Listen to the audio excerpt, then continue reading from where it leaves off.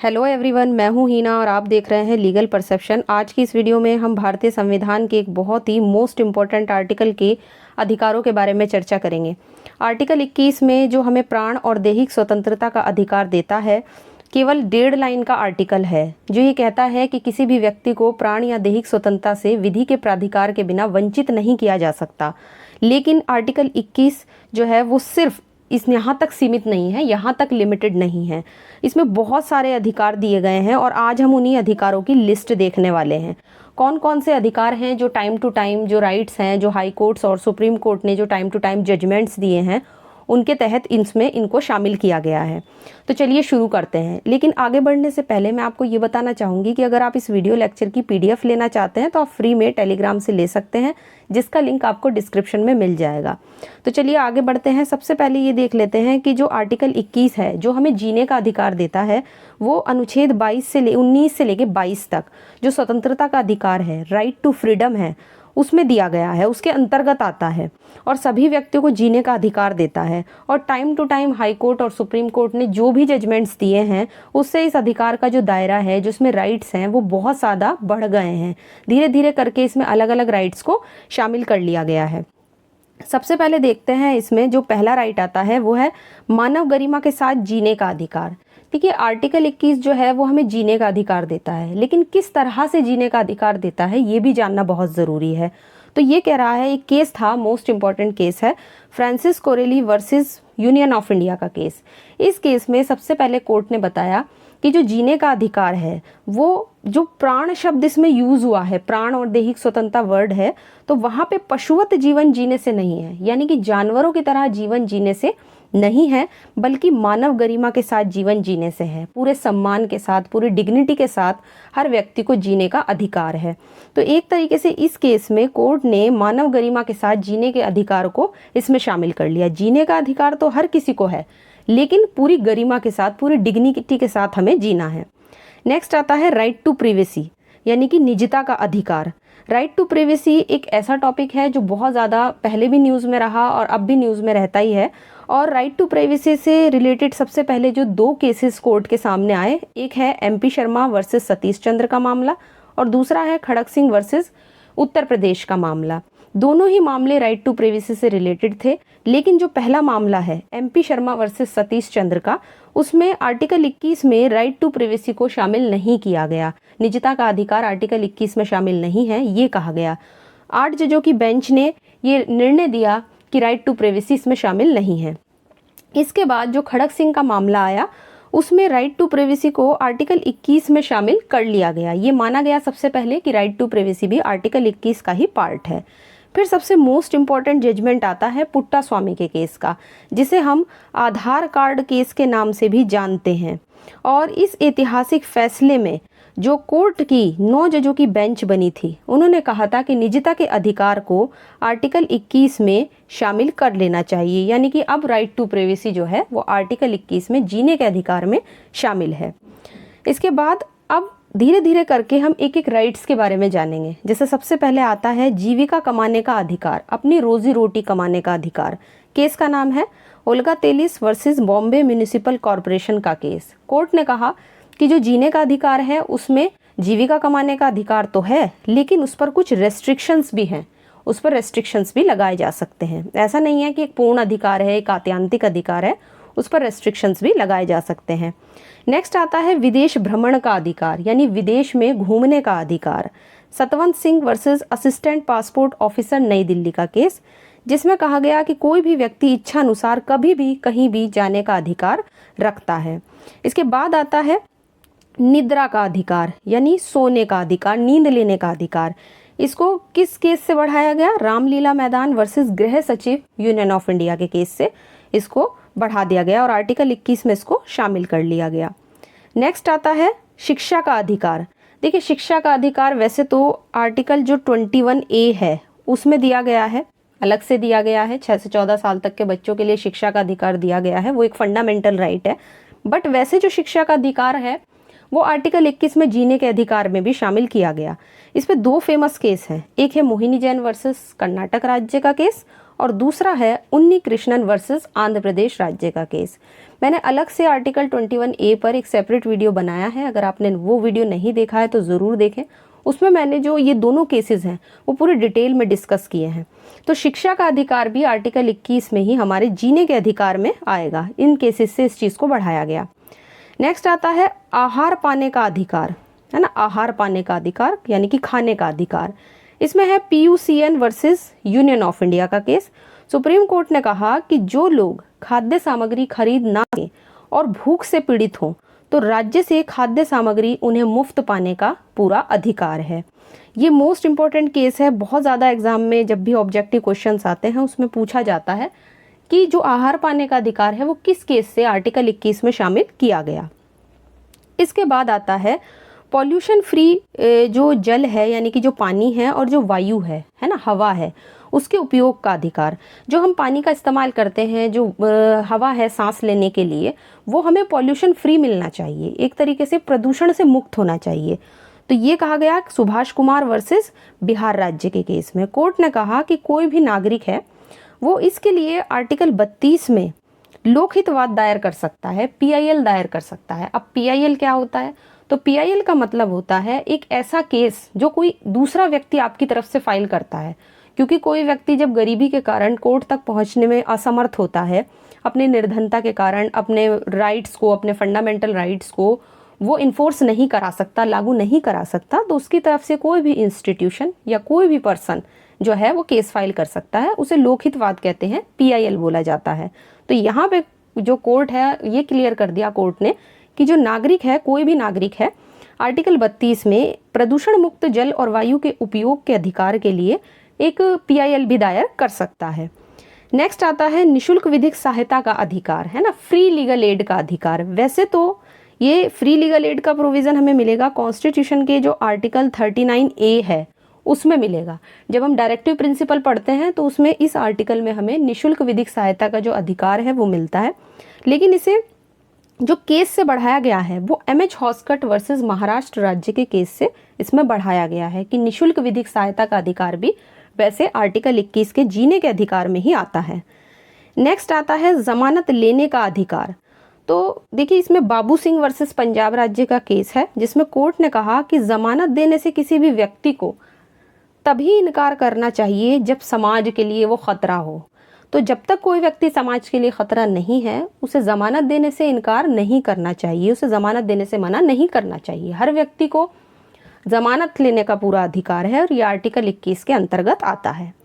Next आता है शीघ्र विचारण का अधिकार।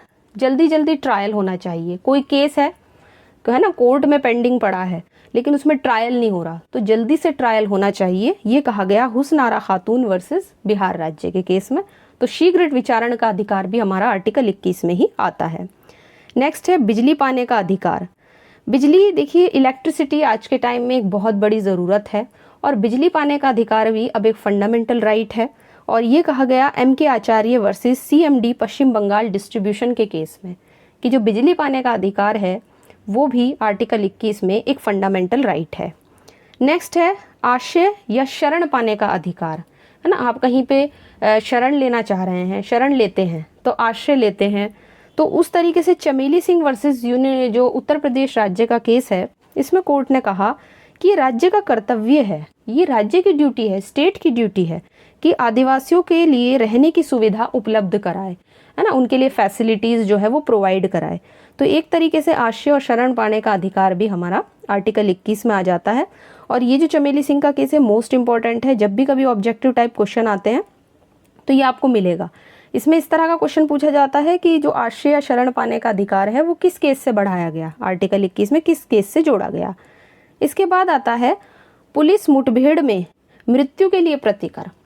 मान लीजिए पुलिस की मुठभेड़ हो रही है और कोई एक व्यक्ति की डेथ हो जाती है तो वहाँ उसे कंपनसेशन मिलना चाहिए।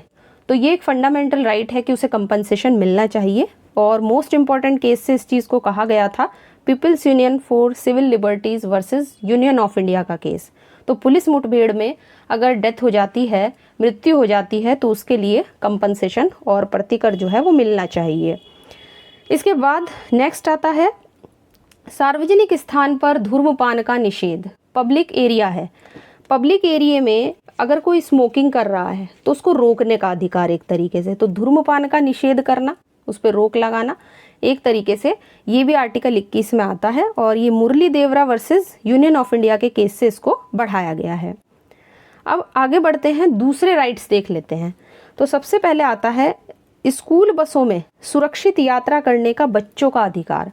अब स्कूल की बसों में बच्चे जो यात्रा करते हैं, ट्रैवल करते हैं, तो वो जो ट्रैवल करेंगे वो एकदम सेफ होना चाहिए, वो ट्रैवल सुरक्षित होना चाहिए, है ना, उसमें किसी तरह का कोई डेंजर या खतरा नहीं होना चाहिए।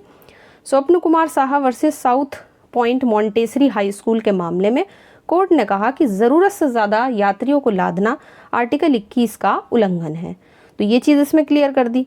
अब अगला आता है अवैध निरोध के विरुद्ध अधिकार। किसी को इलीगली डिटेन कर लिया, है ना, इलीगली, लीगली उसको पकड़ के नहीं रखा, इलीगली उसको पकड़ के रखा, उसको निरोध में रखा, तो आर्टिकल में ये एक फंडामेंटल राइट है कि अवैध निरोध के विरुद्ध वो याचिका डाल सकता है। जोगिंदर सिंह वर्सेस उत्तर प्रदेश राज्य का केस इससे रिलेटेड है, और इसमें ये बात कही गई थी कि अवैध निरोध के विरुद्ध अधिकार भी आर्टिकल 21 के अंतर्गत ही आता है। इसके बाद आता है चिकित्सा सहायता पाने का अधिकार, मेडिकल हेल्प लेने का अधिकार, जो है Parmanand Katara versus union of India के केस से इसको बढ़ाया गया था। ये जो चिकित्सा सहायता वाला अधिकार है ये मोस्ट इम्पॉर्टेंट है, ऑब्जेक्टिव टाइप क्वेश्चन में बहुत ज़्यादा आ जाता है। परमानंद कटारा का केस भी मोस्ट इम्पॉर्टेंट है। दो तरीके से क्वेश्चन यहाँ पर पूछा जा सकता है, एक चिकित्सा सहायता पाने का अधिकार किस केस से बढ़ाया गया, और दूसरा जो परमानंद कटारा का केस है उसमें किस अधिकार को इसमें शामिल किया गया। इसके बाद नेक्स्ट जो अधिकार है वो है पुलिस अभिरक्षा में मृत्यु से संरक्षण। जो पुलिस की कस्टडी में जिन लोगों की डेथ हो जाती है, जिसे कस्टोडियल वायलेंस का केस भी बोलते हैं, कि कस्टोडियल वायलेंस के तहत किसी की डेथ हो गई है, तो उस स्थिति से संरक्षण करने के लिए, उस सिचुएशन से प्रोटेक्ट करने के लिए भी हमारे पास अधिकार है, और ये आर्टिकल 21 में ही जीने के अधिकार में शामिल है। नीलावती बेहरा वर्सेस नीलावती बेहरा वर्सेस उड़ीसा राज्य का जो केस था उसमें इसी चीज़ को बताया गया था। कोर्ट ने कहा था कि जो कस्टोडियल वायलेंस के मामले हैं वो बहुत ज़्यादा बढ़ रहे हैं, और उस चीज़ को देखते ही कोर्ट ने जो कस्टोडियल वायलेंस में प्रोटेक्शन मिलना चाहिए इसको भी आर्टिकल 21 में जीने के अधिकार में शामिल कर लिया गया। ये मोस्ट इंपॉर्टेंट केस है नीलावती बेहरा का, बहुत जगह में मिल जाएगा जब हम आगे और भी चीज़ें डिस्कस करेंगे। तो नीलावती बेहरा का केस जो है वो मोस्ट इम्पॉर्टेंट है। नेक्स्ट आता है वैक्सीनेशन को बाध्य करना निजता के अधिकार का उल्लंघन।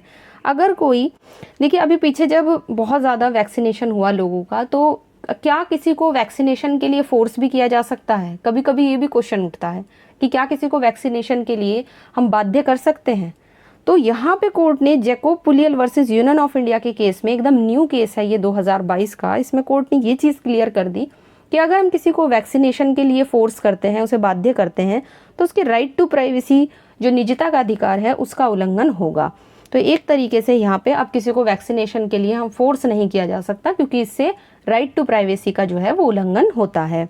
Jacob Puliyel versus union of India के केस में इस चीज़ को क्लियर कर दिया। नेक्स्ट आता है यौन कर्मियों को भी गरिमा के साथ जीवन जीने का अधिकार। मैंने अभी जब स्टार्टिंग में आपको बताया था कि जीने के अधिकार तो देता है आर्टिकल 21, लेकिन किस तरह से जीने का अधिकार देता है। जानवरों की तरह किसी को नहीं जीना है, पशुवत जीवन जीने से नहीं है जीने के अधिकार में जो प्राण वर्ड यूज हुआ है, जो प्राण शब्द यूज हुआ है, बल्कि जीना कैसा, पूरी डिग्निटी के साथ, पूरी गरिमा के साथ। और अब यही गरिमा के साथ जीने का अधिकार दे दिया गया है सेक्स वर्कर्स को, जो यौन कर्मी होते हैं। और केस का नाम है बुद्धदेव कर्मास्कर वर्सेस पश्चिम बंगाल राज्य। ये भी बिल्कुल न्यू केस है, 2022 का एकदम लेटेस्ट केस है। इससे अभी अभी कोर्ट ने 2022 में जजमेंट के बाद कोर्ट के ये चीज़ क्लियर हो गई कि अब जो सेक्स वर्कर्स हैं उनको भी पूरी डिग्निटी के साथ जीने का अधिकार है, और इस केस को हमें ध्यान रखना है बहुत अच्छे से।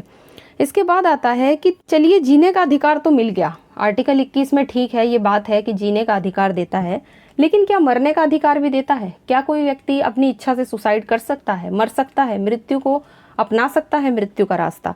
तो इसको हम केसेस से डिस्कस करेंगे। तो सबसे पहला केस जो है वो है महाराष्ट्र राज्य वर्सेस श्रीपति दुबल, 1987 का केस है। इस मामले में ये कहा गया कि जो आईपीसी है, जो भारतीय दंड संहिता है, उसकी जो धारा 309 है, जो आत्महत्या को एक अपराध बनाती है, ये संविधान के आर्टिकल 21 का उल्लंघन करती है और अवैध है ना। तो यहाँ पे ये चीज़ क्लियर कर दी कि आर्टिकल 21 का उल्लंघन करती है और अवैध है, क्योंकि जो 309 है वो आत्महत्या को एक अपराध बना रही है। इसके बाद नेक्स्ट केस आता है P Rathinam versus union of India का केस। इसमें सुप्रीम कोर्ट की 2 जजों की बेंच बनती है और उन्होंने कहा कि संविधान का जो अनुच्छेद 21 है, जो आर्टिकल 21 है, वो जीने के अधिकार में मरने का अधिकार भी शामिल करता है। यानी कि अगर किसी व्यक्ति के पास राइट टू लाइफ है तो उसके पास राइट टू डेथ भी है, उसके पास मरने का अधिकार भी है। अब कोर्ट ने इस मामले में ये भी कहा कि देखिए, भारतीय दंड संहिता की जो धारा 309 है, जो आत्महत्या के प्रयास को एक दंडनीय अपराध बनाती है, वो अवैध है और न्याय के विरुद्ध है।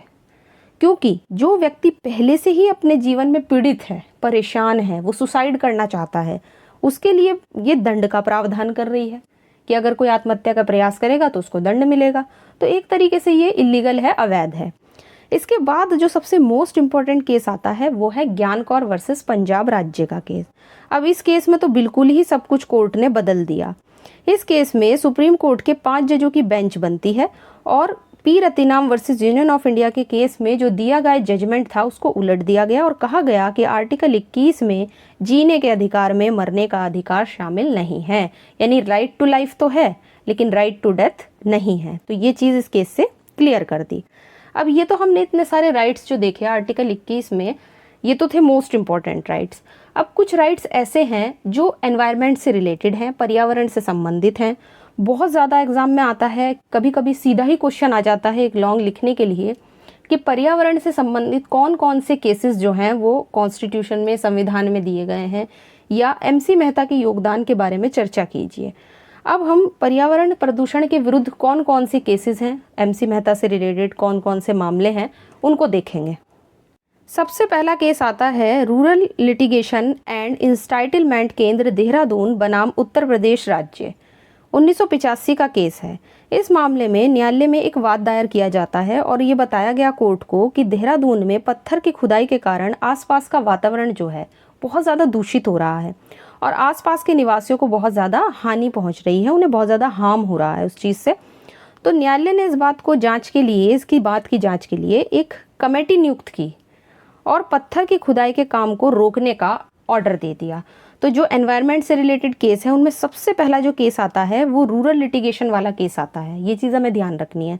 जो भी पर्यावरण प्रदूषण के खिलाफ जो भी रिट या याचिका कोर्ट में डाली गई थी वो उसमें सबसे पहली ये वाली हमें ध्यान रखनी है। नेक्स्ट आता है MC Mehta versus union of India का मामला, 1986 का मामला है।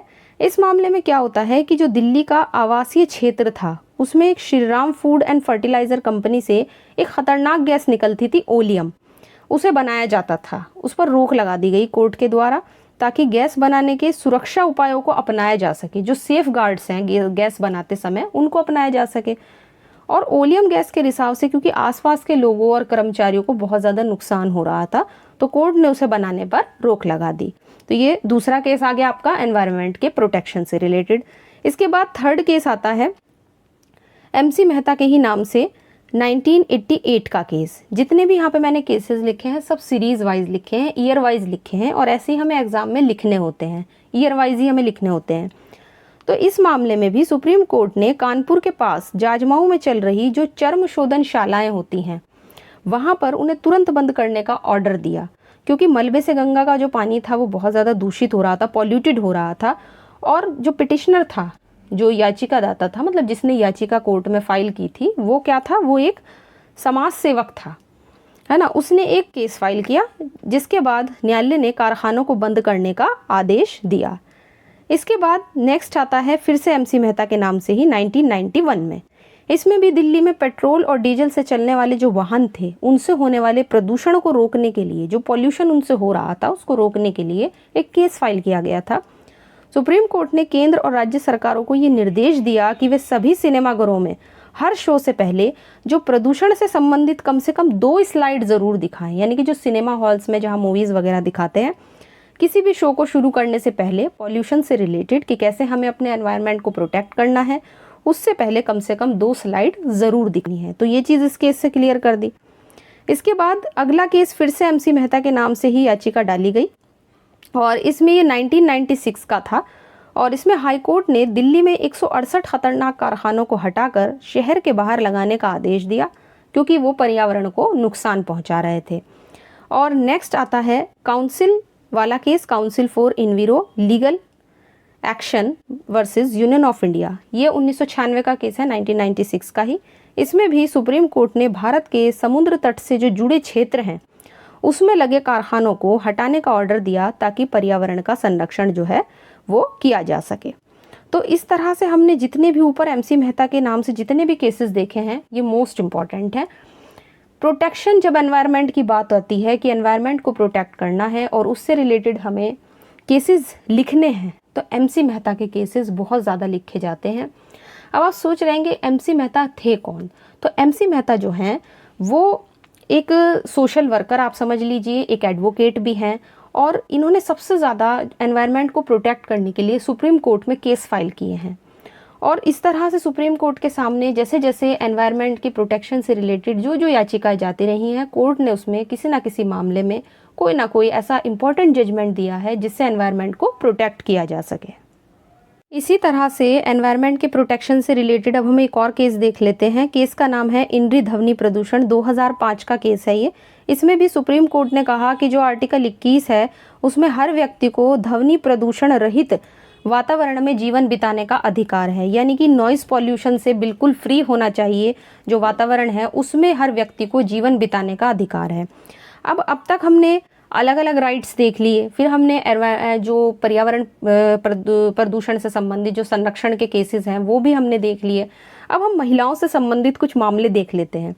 कैसे कैसे आर्टिकल 21 से संबंधित जो महिलाओं से संबंधित मामले आए हैं वो देखना बहुत ज़रूरी है। इसमें सबसे पहला जो केस आता है वो है Delhi domestic working women's forum versus union of India. इस मामले में दिल्ली की श्रमजीवी महिलाएं थीं, उनके साथ सेक्सुअल हैरेसमेंट की घटना को सुप्रीम कोर्ट के सामने प्रस्तुत किया गया था। सुप्रीम कोर्ट ने इस मामले में महिलाओं के साथ जो बढ़ता हुआ सेक्सुअल हैरेसमेंट के प्रति जो गंभीर मामले थे, जैसे जैसे वो बढ़ रहे थे, उस पर गंभीर चिंता व्यक्त की। कोर्ट ने कहा ऐसे मामलों में जल्द से जल्द उन्हें कंपनसेशन मिलना चाहिए, जो विक्टिम्स हैं उनको कंपनसेशन जल्दी से जल्दी मिलना चाहिए, और उनका जो पुनर्वास है उसके लिए भी कुछ गाइडलाइंस जारी की है यहाँ पर कोर्ट ने। तो सबसे मोस्ट इम्पॉर्टेंट केस है ये, महिलाओं से संबंधित मामलों में बहुत ज़्यादा आता है एग्जाम में। इसके बाद है बोधिसत्व गौतम वर्सेस शुभ्रा चक्रवर्ती का केस। सुप्रीम कोर्ट की 2 जजों की बेंच थी, और उस बेंच ने कहा कि न्यायालय को जो रेप से की जो शिकार महिलाएं हैं, है ना, जो रेप विक्टिम्स हैं, उनको कंपनसेशन देने की भी शक्ति रखता है, जब तक कि कोर्ट अभियुक्त पर लगाए गए आरोपों पर अपना निर्णय नहीं देता। तो जो आरोपी व्यक्ति है, रेप का जो आरोपी है, उस पर जब तक कोई जजमेंट नहीं आ जाता तब तक कोर्ट क्या करेगा, जो रेप विक्टिम्स हैं उनको कंपनसेशन दिलाने की भी पावर रखता है। तो दूसरा केस ये हो गया। इसके बाद नेक्स्ट आता है विशाखा वर्सेस राजस्थान राज्य। ये तो मोस्ट इम्पॉर्टेंट केस है। अगर कहीं भी विमेन के सेक्सुअल हैरेसमेंट की बात आती है तो मोस्ट इम्पॉर्टेंट केस है, और वो भी खासकर वर्क प्लेस पर, है ना, कार्यस्थल पर जहाँ पे महिलाएं काम करती हैं। इस केस में 3 जजों की पीठ बनाई गई थी, और श्रमजीवी महिलाओं को काम के स्थान पर होने वाला जो सेक्सुअल हैरेसमेंट था उसको रोकने के लिए ही कुछ गाइडलाइंस इसमें जारी की गई थी। न्यायालय ने कहा जब तक कोई अधिनियम नहीं बन जाता, जब तक इसके संबंध में कोई एक्ट नहीं बन जाता, तब तक इन सिद्धांतों का पालन करना चाहिए। यानी कि जो गाइडलाइंस कोर्ट ने इस केस में जारी की थी उनको फॉलो करना है जब तक इस पर कोई एक्ट नहीं बन जाता। इसके बाद नेक्स्ट केस इसके बाद जो आता है, और इसी के बाद ये हम मान सकते हैं, मेधा कोटवाल लेले वर्सेस यूनियन ऑफ इंडिया। इसमें सुप्रीम कोर्ट के सामने अब ये आपत्ति उठाई गई कि विशाखा के केस में जो गाइडलाइंस जारी की गई थी, जो कोर्ट ने गाइडलाइंस जारी की थी, उनका पालन तो सही तरीके से ही नहीं हो रहा है। भले ही कोर्ट ने गाइडलाइंस जारी कर दी, लेकिन फिर भी उसका पालन नहीं हो रहा था। उसके बाद भी सेक्सुअल हैरेसमेंट के इतने सारे केसेस कोर्ट के सामने टाइम टू टाइम आते रहे हैं। तो इस केस में ये आपत्ति उठाई गई। इसके बाद क्या होता है कि जो संसद है, जो पार्लियामेंट थी, उसके द्वारा साल 2013 में एक एक्ट पास किया गया, sexual harassment of women at work place prevention prohibition redressal act 2013। ये कार्यस्थल पर महिलाओं का जो सेक्सुअल हैरेसमेंट होता है उसकी रोकथाम, उसके निवारण, उसके प्रतिषेध के बारे में बात करता है। पूरा एक्ट जो था वो पार्लियामेंट ने पारित किया इस संबंध में 2013 में। इसके बाद, है ना, ये एक्ट जो था वो आपका प्रभाव में आ गया। इसके बाद जो नेक्स्ट केस आता है वो है chairman railway board versus Chandrima Das का केस। इसमें कलकत्ता हाई कोर्ट में आर्टिकल 226 के तहत पूर्वी रेलवे के अधिकारियों के खिलाफ एक केस फाइल किया गया, जिसमें एक बांग्लादेशी महिला के साथ जो गैंग रेप है उसके किए जाने पर कंपनसेशन के लिए निवेदन किया गया था कि एक बांग्लादेशी महिला थी, उसके साथ गैंग रेप हुआ है, उसको कंपनसेशन मिलना चाहिए। अब रेलवे बोर्ड ये कहता है कि जो पीड़ित महिला है, जो विक्टिम है, वो एक विदेशी है, बांग्लादेश की है, इंडिया की तो है नहीं वो, तो इसलिए उसे आर्टिकल 21 का प्रोटेक्शन नहीं मिलना चाहिए। लेकिन सुप्रीम कोर्ट ने कहा कि आर्टिकल 21 में जो फंडामेंटल राइट है वो एक विदेशी को भी प्राप्त है ना, विदेशी को प्राप्त है। क्यों प्राप्त है? क्योंकि आर्टिकल 21 में जब हम पढ़ते हैं तो वहाँ पे व्यक्ति वर्ड का यूज़ हुआ है ना। किस वर्ड का यूज़ हुआ है? व्यक्ति वर्ड का। वहाँ पे नागरिक वर्ड नहीं है। अगर नागरिक वर्ड होता तब इसका प्रोटेक्शन केवल इंडिया में रहने वालों को मिलता, क्योंकि वो भारत के नागरिक हैं, और महिला चूँकि बांग्लादेश की है, विदेशी है, तो उसको भी ये प्रोटेक्शन मिलेगा, क्योंकि वहाँ पे व्यक्ति वर्ड का यूज़ हुआ है। ये चीज़ क्लियर कर दी। नेक्स्ट केस आता है सुचिता श्रीवास्तव वर्सेस चंडीगढ़ प्रशासन का केस। इस मामले में सुप्रीम कोर्ट ने कहा कि जो आर्टिकल 21 है उसमें जीने के अधिकार में ये बात भी शामिल है कि एक महिला बच्चे को जन्म देना चाह रही है या नहीं देना चाह रही है। तो बच्चे को जन्म देने या ना देने के विकल्प को चुनने का जो अधिकार है, जो चॉइस है, वो महिला की होगी, है ना, उस स्त्री की होगी जो बच्चे को जन्म देना चाहती है या नहीं। तो ये चीज़ यहाँ पे क्लियर कर दी। अब ये तो जितने भी राइट्स मैंने केसेस के साथ डिस्कस किए हैं, इससे कुछ और अलग भी राइट्स हैं, वो देख लेते हैं। तो सबसे पहले देखिए कुछ राइट्स जो अलग से, जिनके लिए मतलब यहाँ पे केसेस नहीं है, तो वो है सबसे पहले जल्दी से सुनवाई का अधिकार, त्वरित सुनवाई का अधिकार, जल्दी से जल्दी कोर्ट में सुनो।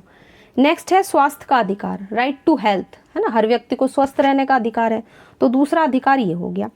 तीसरा है हथकड़ी लगाने के खिलाफ अधिकार। हथकड़ी तभी लगाई जाए जब भागने का डर हो, हथकड़ी लगाने के विरुद्ध अधिकार भी आर्टिकल 21 में आता है। नेक्स्ट है बंधुआ मजदूरी करने के खिलाफ अधिकार, किसी से बंधुआ मजदूरी नहीं ली जा सकती, ये हमारे राइट टू लाइफ में आता है। सरकारी अस्पताल में सही समय पर इलाज का अधिकार, ये भी इसी के अंदर आता है। राज्य के बाहर ना जाने का अधिकार, हर व्यक्ति को राज्य में रहने का अधिकार है। निष्पक्ष सुनवाई का अधिकार, जब कोर्ट में सुनवाई हो तो वो निष्पक्षता के साथ हो, किसी पक्षकार के साथ कोई भेदभाव नहीं होना चाहिए। ऐसा ना हो कि एक पक्ष की बात सुनी जा रही है और दूसरी पार्टी की बात नहीं सुनी जा रही। नेक्स्ट आता है जो और आगे के राइट है, वो है कैदी के लिए जीवन की आवश्यकताओं का अधिकार। जेल में बंद कैदी है, उसे जीवन में क्या क्या चीज़ें, क्या क्या ज़रूरतें चाहिए, उसका अधिकार, ये भी इसी में आता है। महिलाओं के साथ आदर और सम्मानपूर्वक व्यवहार का अधिकार। नेक्स्ट सार्वजनिक फांसी के खिलाफ अधिकार, किसी को भी फांसी दी जा रही है तो पब्लिकली नहीं दी जाएगी, है ना। आर्टिकल 21 ये कहता है कि पब्लिक प्लेस पे किसी को फांसी नहीं दी जाएगी, तो ये चीज़ इसमें आती है।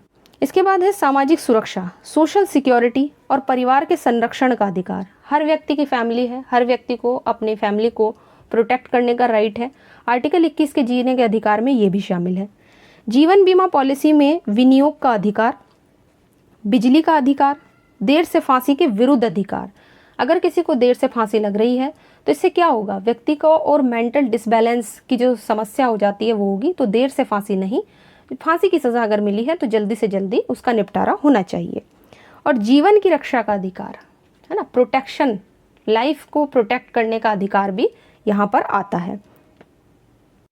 तो इस तरह से मैंने इस वीडियो में आर्टिकल 21 में जितने भी अधिकारों की लिस्ट आपको दिखाई है वो सब मोस्ट इम्पॉर्टेंट है। साथ ही मैंने उन सबको केसेस के साथ डिस्कस करने की कोशिश की है और मैंने कुछ मोस्ट इम्पॉर्टेंट केसेस भी आपको बताए हैं जो एग्ज़ाम के लिहाज से काफ़ी इंपॉर्टेंट हैं, उन्हें भी आप देख लीजिएगा। साथ ही मैंने कुछ ऐसे राइट्स भी बताए हैं जिनके साथ कोई केसेस भी नहीं है, वो भी आर्टिकल 21 का पार्ट है। लेकिन आप ये मत समझिएगा कि सिर्फ आर्टिकल 21 का जो दायरा है, जो क्षेत्र है, वो सिर्फ यहीं तक लिमिटेड है। आने वाले टाइम में, फ्यूचर में सुप्रीम कोर्ट और हाई कोर्ट्स जो भी जजमेंट देते हैं उनमें अभी न जाने कितने सारे जो राइट्स हैं वो आर्टिकल 21 का पार्ट जो है वो बन सकते हैं। और जैसा कि मैंने आपको वीडियो के स्टार्टिंग में ही बताया था कि अगर आप इस वीडियो लेक्चर की PDF लेना चाहते हैं तो आप फ्री में टेलीग्राम से ले सकते हैं, जिसका लिंक आपको डिस्क्रिप्शन में मिल जाएगा। और मैं आशा करती हूँ वीडियो आपको पसंद आया होगा। वीडियो अगर आपको पसंद आया है तो वीडियो को लाइक कीजिए, शेयर कीजिए और चैनल को सब्सक्राइब करना मत भूलिए।